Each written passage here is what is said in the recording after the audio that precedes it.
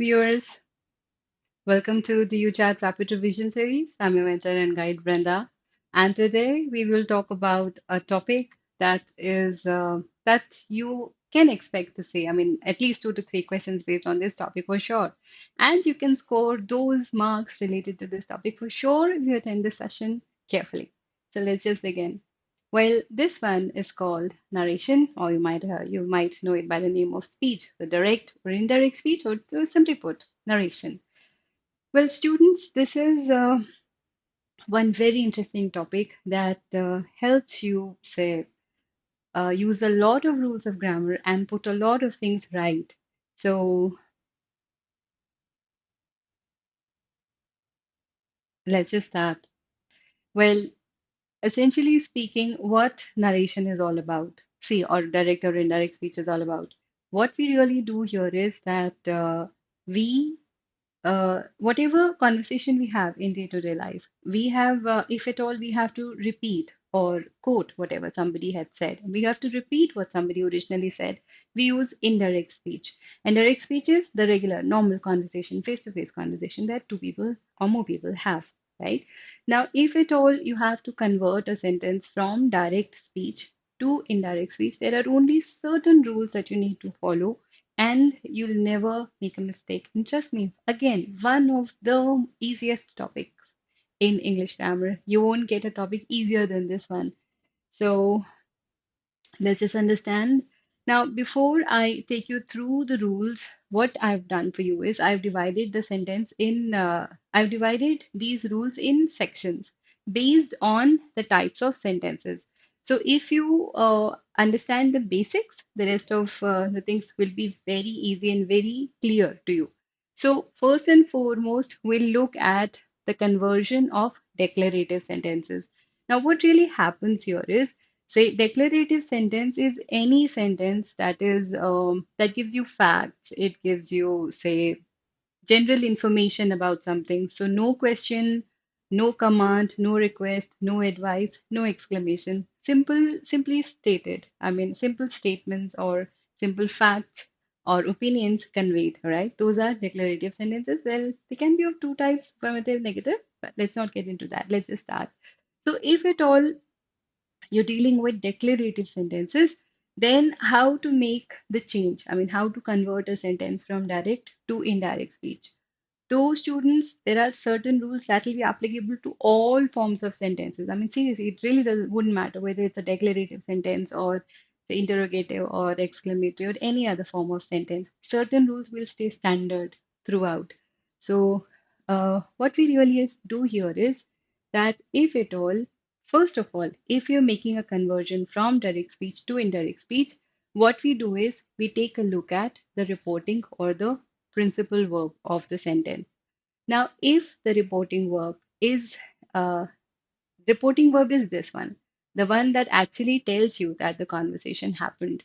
Now, this verb, if at all, it is in past tense and you're converting the speech from direct to indirect, what we do is we would change the tense of the reported speech. Now, reported speech is the one that's written within these quotes or the inverted commas.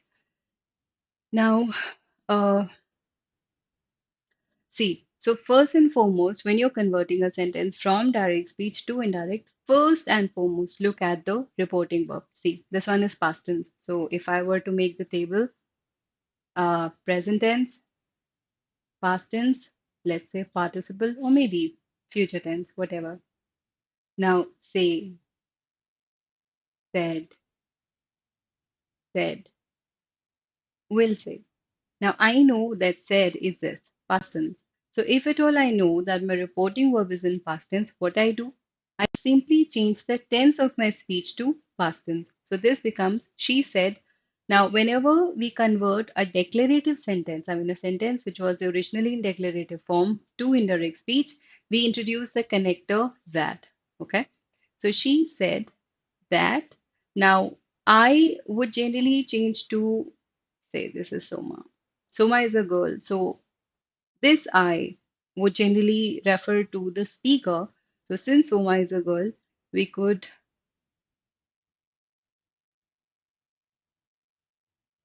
we could say convert this depending on the speaker. She. Now, as I told you that if the reporting verb is in past tense, we change the tense of the reported speech to past tense. So am will change to was. The rest you need to bring down or repeat as it is. So she said that she was writing a letter. People, am I visible and audible? Is everything okay? Please give me a heads up. Can you hear me? Can you see me?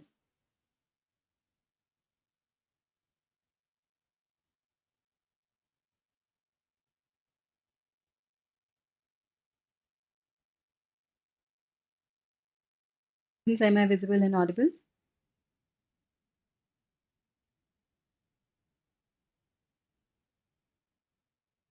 All right, I guess I am. So let's just continue. Now, the same thing follows. Now, see, here the sentence is Maya says or will say, I am unwell. Now, here, see, look at the reporting verb. The reporting verb is either present tense or maybe, let's say, I'll rewrite the sentence. Maya says, I'm unwell. So, reporting verb is in present tense. When your reporting verb is in present tense, the rest of the changes may happen, just that we will not change the tense of the speech. All right, thank you, Ayush. So, if that is the case, if the reporting verb is in present form or future tense, we will not change the. Thank you, Sanana. In that case, the tense of the speech will not change. That is the key. So, see, let's look at the sentence that I gave you earlier. Here it was Soma said. Past tense, see, we made the change.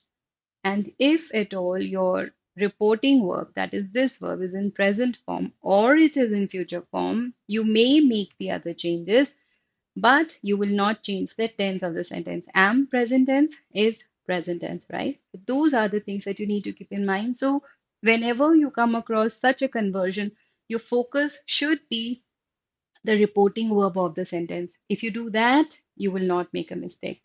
Now, let's see. Let's look at another one. Now, see, this rule will, however, not be applicable if we are talking about a universal truth or habit.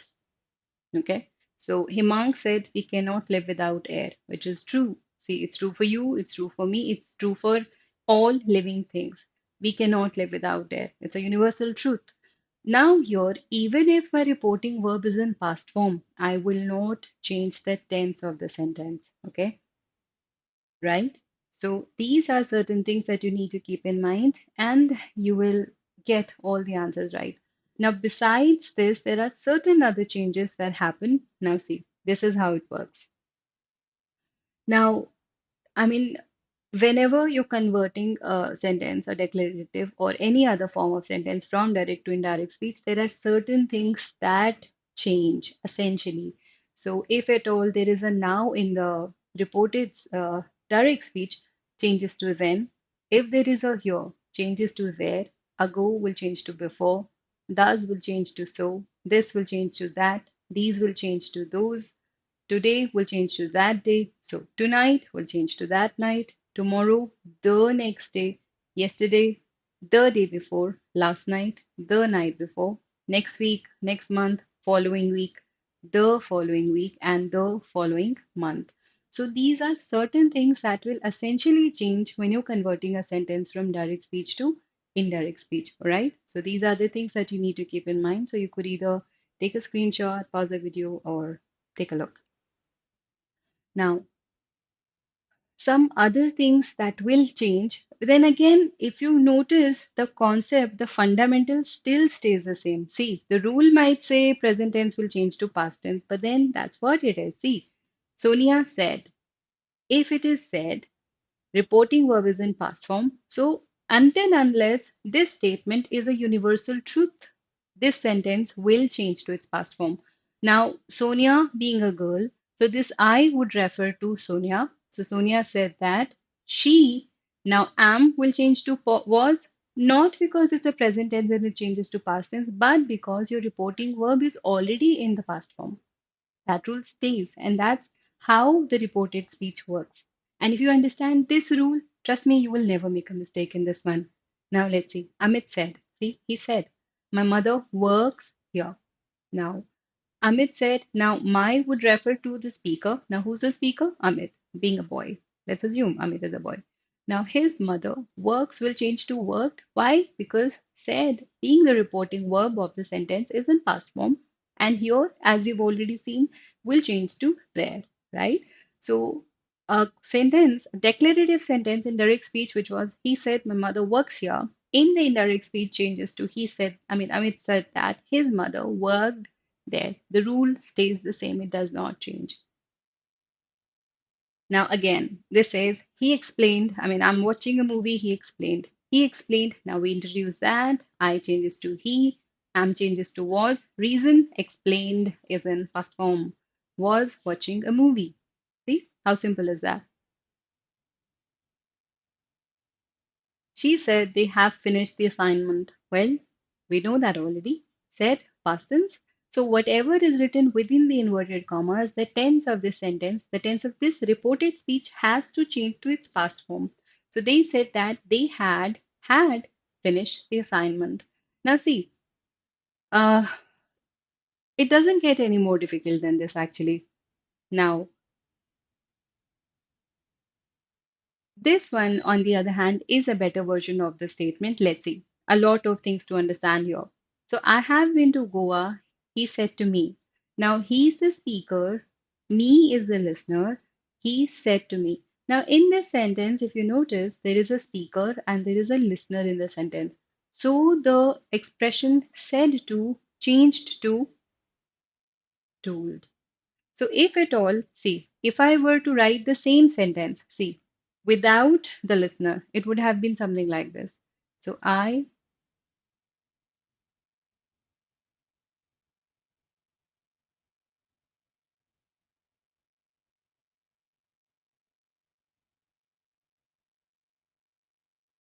he said.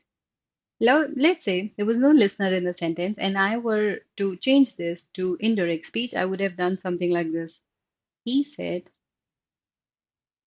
that he had been to Goa. Now, see, I wouldn't have written told here. Reason, no listener. So, say is used when there is just a speaker and we are not sure who's the listener. We use told when there is a listener as well.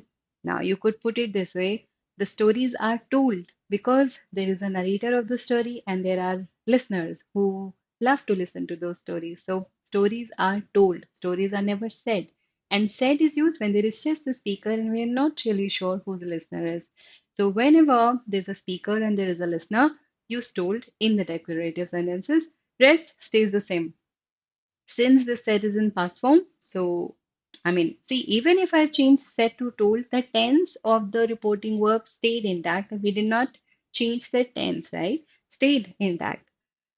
Now, has been, have been will change to had been to Goa. So that's what.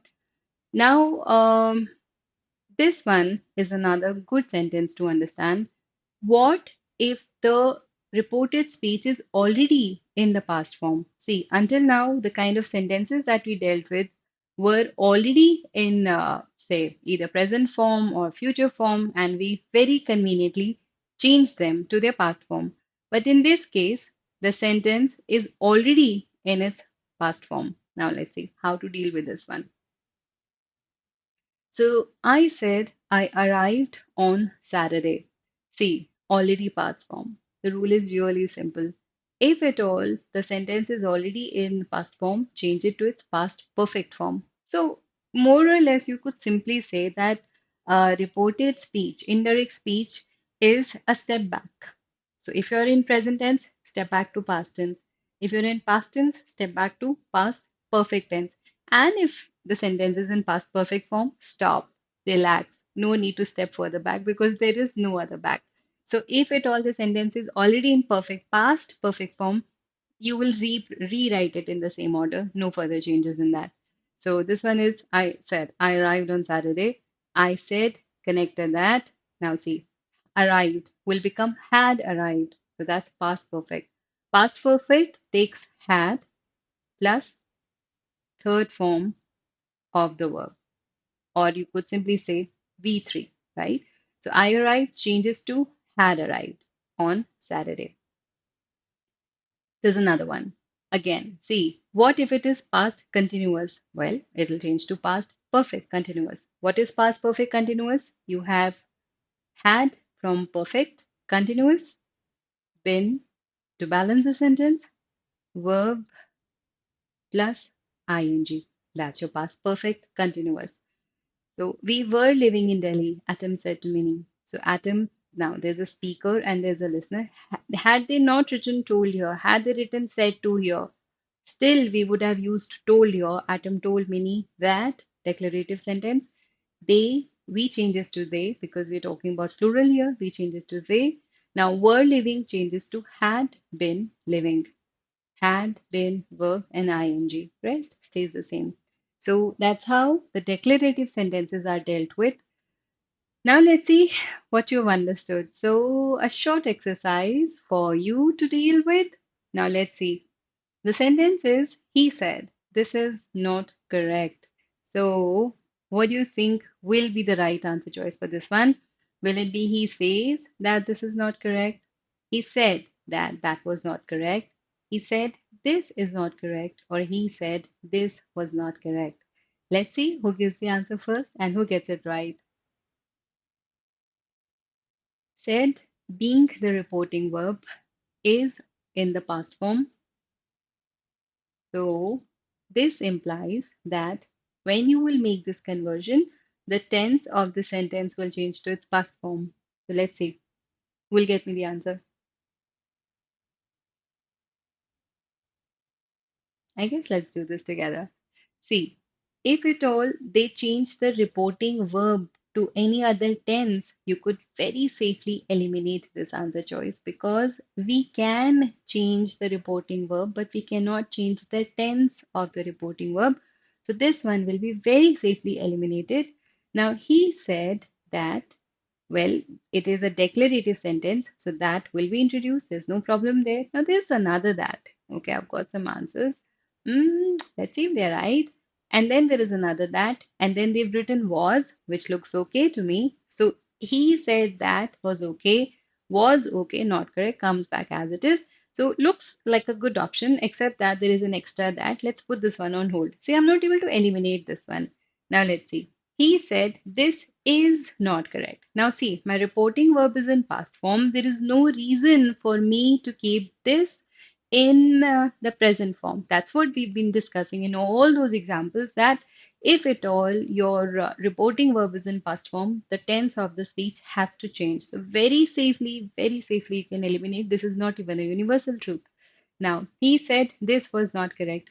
Now we need to choose between B and D. Now see, which one is right, this one or this one?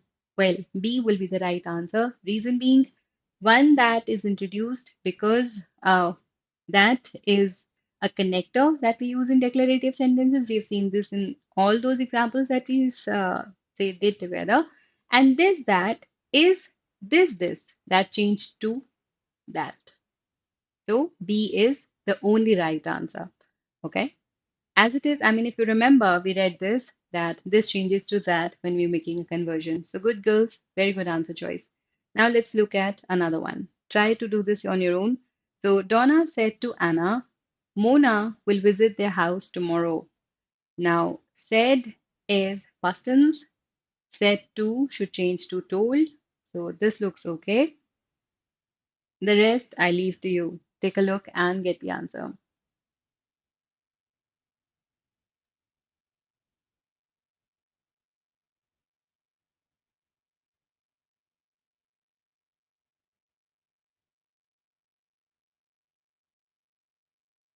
Will it be Donna told Anna that Mona will visit their house tomorrow? Donna told Anna that Mona visited their house the next day. Donna told Anna that Mona would be visiting their house tomorrow. Donna told Anna that Mona would visit their house the next day. The answer would be, well, see, if at all this is said and they've used will here, very safely eliminate this one. It's a wrong answer choice. Told Anna that Mona visited. Now see, we changed this to past form, but will visit should change to would visit rather than visited, right? Their house the next day. So I guess this can also be eliminated. Tomorrow should have changed to the next day. This has not changed. You don't even have to read the rest. And besides, I see would be visiting. They've changed the form of the tense. There's another reason for you to eliminate this one. So you're left with D. So Donna told Anna that Mona would visit the house the next day. All the rules have been incorporated. That's the right answer. Absolutely right. Good going, girls. Now let's see. There's another one. The man said, Max, it only seems complicated because you're not used to it. Now, see, in this one, the man is talking to Max. So, the man is the speaker, Max is the listener. So, this sentence is as good as man said to Max. So, it only seems complicated because you're not used to it. How would you make the change?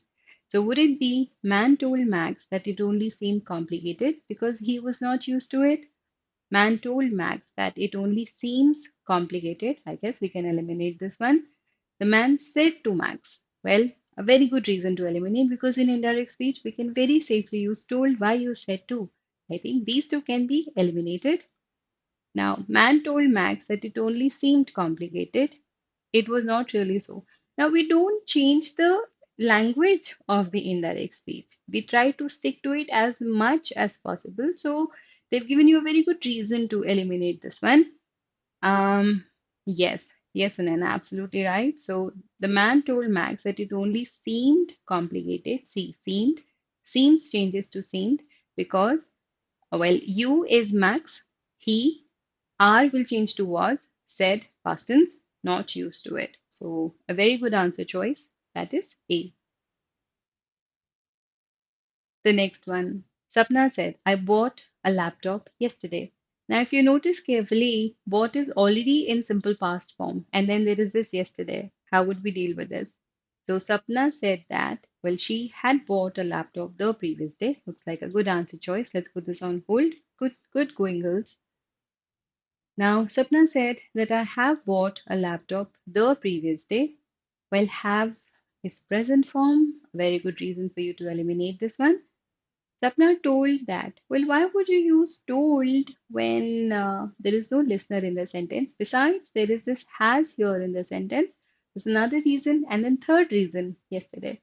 Well, you don't have to look for various reasons or several reasons to eliminate a possible answer choice. I mean, if there is one error, eliminate it because English, unlike math, is either right or wrong. I mean, well, not in competitive exams, but back in school days, I mean, even if you made one mistake in the final answer, maybe your teachers gave you some marks, but here that's not possible. It never was, even back then, right? Yeah, so I've got the answer from the girl. So said that she bought a laptop the previous day. Now see, simple past should have changed to past perfect. So Sapna said that she had bought a laptop the previous day. I mean, yesterday changes to the previous day. So very safely, A is the right answer choice. Now let's look at how to deal with the interrogative sentences, that is, the ones with the big question mark. Now we have divided these sentences into two parts. Say we say that the questions can be asked in two formats. One with the question words generally begin with WH or have WH in them. So what, why, how, who, whose, whom, where, maybe one or two more. And the next you could begin with modal auxiliaries. So say is, am, are, was, were, can, could, shall, should, has, have, had, do, did, does, all those. Now, if at all you have to deal with interrogative statements which have questions, which are actually questions. So this said or said to should generally change to asked or inquired or demanded or questioned or interrogated. So you can expect to see all these words there. Now, how will this change? So let's say said to will change to asked, inquired, demanded, interrogated, questioned. You can expect all these, right?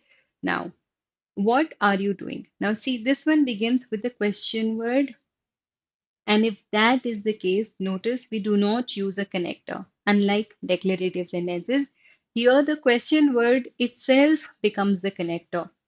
No connector is required in case of question words. So we'll simply write what instead of any using any other connector. And the only other rule that you need to follow is that whatever this helping verb is, it will change its position and it will come, I mean, it will be placed after the nearest noun or pronoun, nearest subject of the sentence. And since said was in past tense, has to change to past tense, that rule stays intact. Plus, we don't choose question marks in indirect speech. Those are the only things that you need to take care of, and bingo, you'll get the right answer. So, what? See, now me becomes I was doing. Now, let's see, let's look at another one. So, where will you live? Asked the girl. Now, the girl inquired. You could have written asked, that would have still been right. The girl inquired, where? Now, let's say this you, when the speaker, when the listener is not specified, you could use anything, any noun, any pronoun as the say the word here. It would not be wrong at all. So the girl inquired where. Now see, will is placed here after the pronoun I would live. Changes to would because asked was past form. Now let's see. And then, if at all, your question begins with a helping verb, such as this one, he said, will you come for the meeting? Here, in this case, we either introduce if or whether as the connector. Now, see, this one is, will you come for the meeting? Will become, see, said can change to asked. I mean, that's okay. If or whether, both are correct. Now, will come here. They would come for the meeting. So this rule stays intact. Just that if your question begins with the with the model auxiliary, you need to introduce if or whether as a connector. The rest of the rules stay intact. They're used as it is. Now let's see if you can handle these questions. Now see, this one is she said, Mira, will you come tomorrow? Now, see, she said Mira is as good as she talking to Mira. She's actually addressing Mira in this one. So, she said to Mira, will you come tomorrow? Will it be she told Mira if she will come tomorrow? Now, see, the moment you see will here and the said here, eliminate it. No time to waste. She asked Mira if she would come the next day. Looks good. She asked Mira that. Now, see, we never use that in the case of interrogative sentences. That's a ground rule. So, you can very, very safely eliminate these two. So, you're left with only answer B, choice B. Let's see how valid is that. Now, this one would be she asked Mira. Okay. Said can change to ask. We read the rule. Well, question begins with will. We put if. Looks good. Now, will come here. Yes, if she would come, tomorrow changes to the next day. Fantastic. Sunena, good answer. Let's deal with another one. This one is good, good people, good Mansi. The teacher said, why are you so late? Now, see, it begins with a question word. The teacher asked, the teacher told, the teacher asked that. Eliminate. The teacher asked why he is. This is said. Eliminate. Now you have to choose between A and B. Tell me what you think is the right answer between A and B.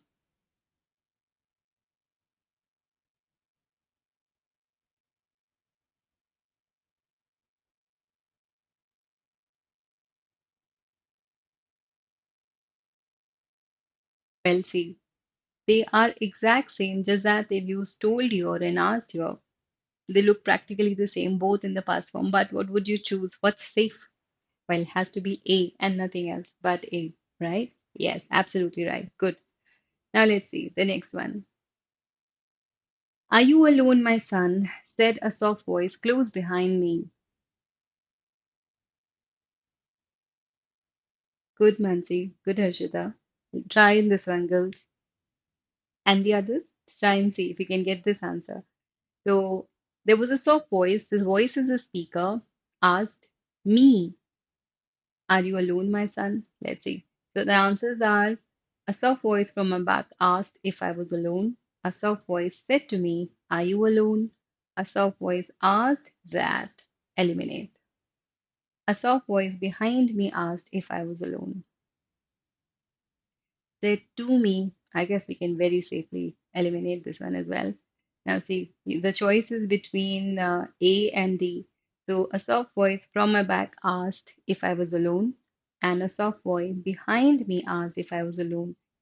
A, okay? Some of you say it's A. Now see, from my back is not exactly correct grammar. Behind me is a better version of the same thing. So when I say somebody from my back said, it's kind of, I mean, Hindi to English, English kind of English. And the better version of the same thing, the proper structure of the same thing would be if I say, a voice behind me asked if I was alone. See, so are you alone? Are comes here, becomes was, because with are you cannot choose were. So from my back is not exactly right. The better version of the same one would be behind my back. So that's the right answer. So for this one, the answer is D. Now let's see what we have. My uncle said to me, has your father returned from work? Again, the question begins with yes. Good, Harshita. Now, this one is my uncle said to me, has your father returned from work? Begins with the modal auxiliary. So, said to can be safely changed to asked. Told, said to me. Well, I think you should eliminate this without giving it further thought. Then there is told, and there is inquired, and then there is asked. Let's view the others. So my uncle asked me if my father had returned from work. My uncle told me his father had returned from work. Now that's kind of strange, you know. The uncle is asking me about my father, and here they're saying uncle told me his father had returned. So this is grammatically wrong. So we can eliminate. Now we are left with my uncle inquired me if his father had returned from work, or my uncle asked me if my father had returned from work. Well, I guess we know this, right? Very easy. Is it difficult? No, it's not. It's so easy. Yes, very good, girls. Good answers. Now let's look at another rule. Now we are dealing with commands and requests. Now see. Um, if at all, these are called imperative sentences. Now, imperative simply means there is a command or a request or an advice. Now, how do you deal with these? We generally, depending on the kind of sentence it is, if it's an order, you could use ordered or commanded. In the case of request, you could say requested, urged, something like that. Now let's see how to deal with these sentences. Now, Sam said to Helen, go away. Now, one key characteristic of imperative sentences is that generally the subject of the sentence is missing, and generally the sentence will start with a verb. Like, look at this one, go away. There's no subject. Who has to go away? We don't know. I mean, here it's written here, but not here. These are two independent clauses, right? So, Sam said to Helen, go away. Now, said to can be changed to ordered. Now, so Sam ordered Helen. Here, in this case, in the case of imperative sentences, we introduce the connector to. See, the boy said to her, please wait, request. So the boy requested her to wait. Now, with, and then we put the rest of the sentence. Now, here, though the main verb of the sentence was past form, in the past form, we still don't change this to this go to past form because this is the main verb of the sentence and this is just an infinitive. So don't let this confuse you at all. Sam ordered Helen to go away. The boy requested her to wait. Now, please becomes requested. So there's no need to write another please here. It will only become superfluous. So that would go wrong. So please has been used as requested here in the sentence. So that's good enough. Now let's see. Um, See, indirect speech is introduced. I mean, say if at all we're talking about exclamations or wishes, then we kind of use grief or sorrow or happiness. I mean, you get to see these kind of words. So, and then the exclamatory sentences, the ones that will have an exclamation mark in them. Exclamatory sentences are extreme emotion. So instead of saying something very simply, we kind of use exclamatory sentence to emphasize the fact that something is either very good or very bad. Okay. So I hope I'm still visible and audible. Now he said, alas, I'm done. I'm undone. So he's pretty sad here in the sentence. So we can use the word such as exclaimed. See, I might have changed the uh, reporting verb, but I did not change the tense. If it is said, I've used exclaimed. Now, because the overall tone of the base sentence is very sad, you can use the word sadly, though this is mandatory, not compulsory. So, this is, say, optional, not mandatory. Now, he exclaimed sadly that he was undone. See, no other rule changed. The declarative sentences and exclamatory sentences are slightly parallel to each other because an exclamatory sentence is nothing but, say, an extended version of declarative sentence. It's slightly extreme. They are slightly extreme in nature. That's all. So we use the connector that in declarative and exclamatory sentences. Now, I will change based on the speaker. So if he spoke, it'll be changed to he. Am changes to was because said is in past form.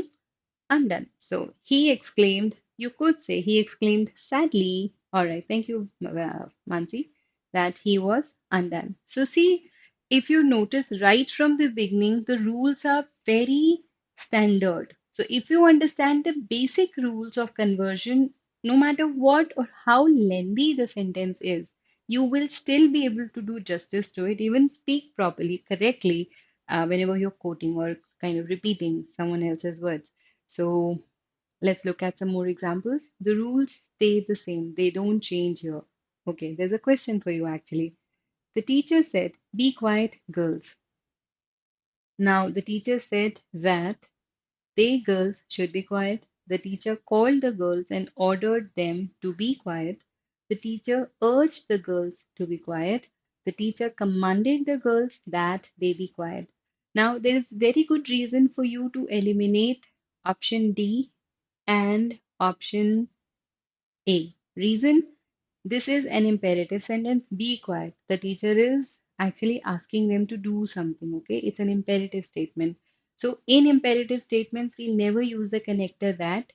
Connector that is used only in declarative and exclamatory sentences, if you remember. So, you can very safely eliminate these two. Now you're left with option D and option C. Now I leave it to you. Tell me, what do you think is a better answer choice in this one? Is it B or is it C?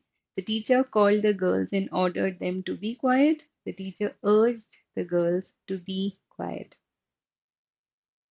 Well, the answer would be C. Urge itself is more subtle in nature.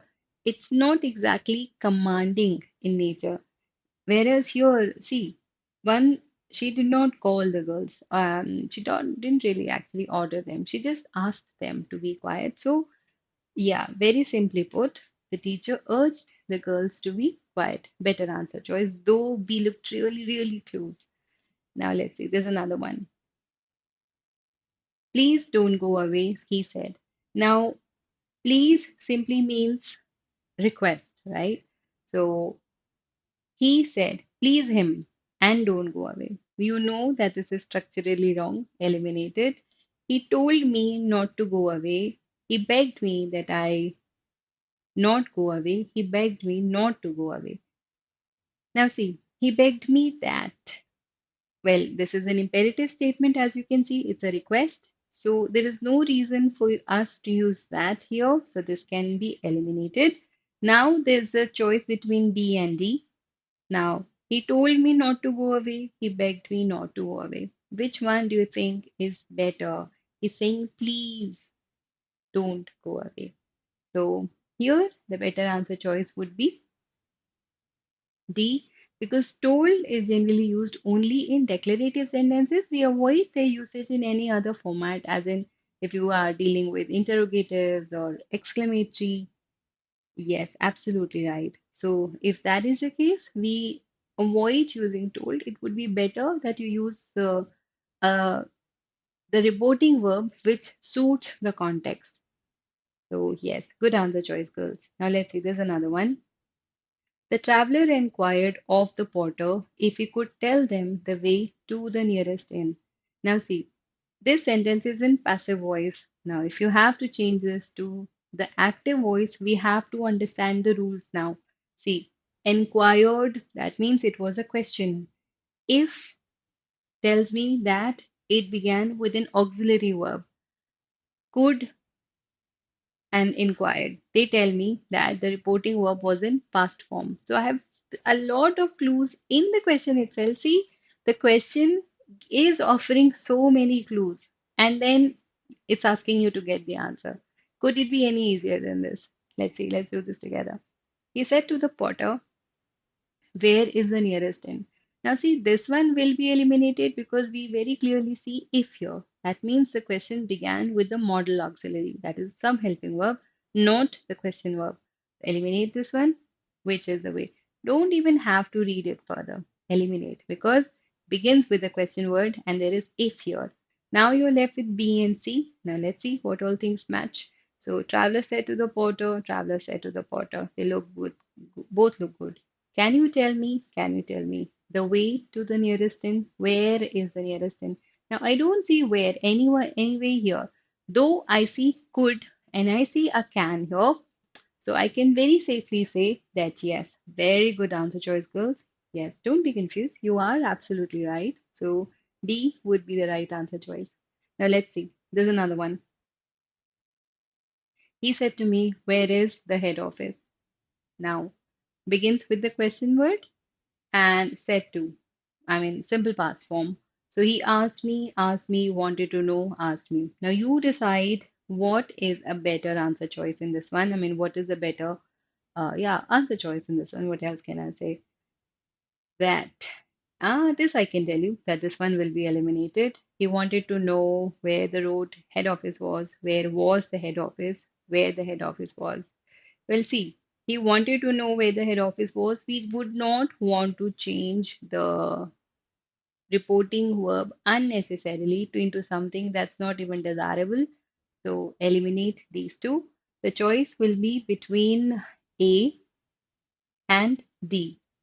Now, A says he asked me where the head office was, and D says he asked me where was the head office. Now, going by the rule, this is should have been placed here after the closest noun or pronoun. So, in this case, yes, absolutely right. Full marks to you, girls. Was, see, the position of was is here after the head office in this case, and it's before the head office in this case. So, this is grammatically wrong. This is the right answer. Fantastic. The next one. She said, what a beautiful scene. Now, see, as soon as you see the question mark, you should know that this is an exclamatory sentence. And the exclamatory sentences are designed in such a way where we use question words also, but we are not actually asking the scene is how beautiful the scene is. I mean, we are just so excited. So instead of simply saying, oh, it is a very beautiful scene, we're saying, oh, what a lovely scene. So that's what a slightly more intense version of the same declarative sentence. So when she says what a beautiful scene, she simply means to say that the scene is very beautiful. Now let's see. She said that what a beautiful scene it was. Well, she exclaimed that it was a very beautiful scene. She exclaimed what a beautiful scene it was. She wondered that it was a beautiful scene. Well, I guess um, she wondered that. Now, see, we know that in the case of exclamatory sentences, we introduce the connector that, right? So, this one, where the connector is missing, I think we can eliminate this one. Now, Mayank, I'll just let you know. Let me finish this and I'll talk to you. Now, this one is, she said,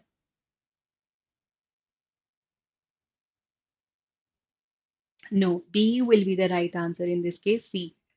In the case of exclamatory sentence, let me tell you the background of exclamatory sentence. Let's say um, you you cook something for yourself and let's say for your friend, and when you serve it, your friend tastes the food that you've cooked. Your friend says, "What a tasty dish!" and an exclamation mark.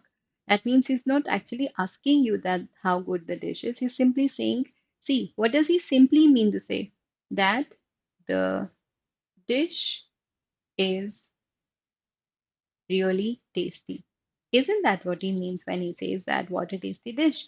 So when you are converting a sentence, an exclamatory sentence to its indirect speech, try and picture it as a declarative sentence in your mind when you answer this one. So any sentence that begins with what, that is in the same manner as the original exclamatory sentence was designed, will be wrong. It should be treated as a declarative, a regular declarative sentence. So that lag gaya, and it was a very beautiful scene. See, when he said, "What a beautiful scene," he actually, see, he saw the scene, he really liked it, and instead of saying, "It is very beautiful," he said, "What a beautiful scene." So, to put it simply, "It is very beautiful" is equal to "What a beautiful scene." So, that means when we will convert an exclamatory sentence to indirect speech, we should bring it back to its regular version. So, this one would be B. Yeah, great. Good, people. Now let's see, let's look at the next one. So I guess this is the last sentence. Okay, well, that was the last sentence.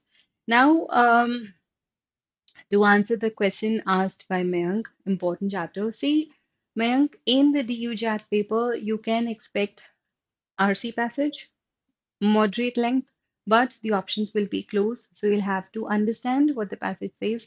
The passage won't be very long, it will be short, but the options will be close. So you'll have to read it carefully before you answer.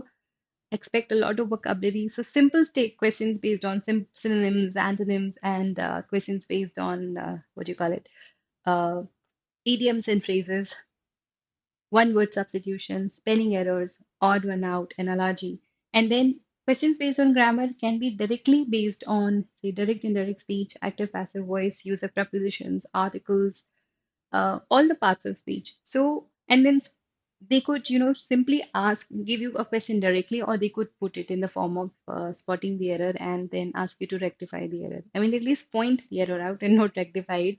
So, those are the structures that you will expect to see in the DUJAT English section. And today we have talked about direct indirect speech. In the next session, which is soon this week, we will talk about, you can expect questions on parajumbles as well. So, direct questions based on parajumbles. So, we'll be covering some very important topics in the next session. So, stay tuned. I will be back, and my colleagues will be back with lots of more very important stuff for you. Take care. Bye bye.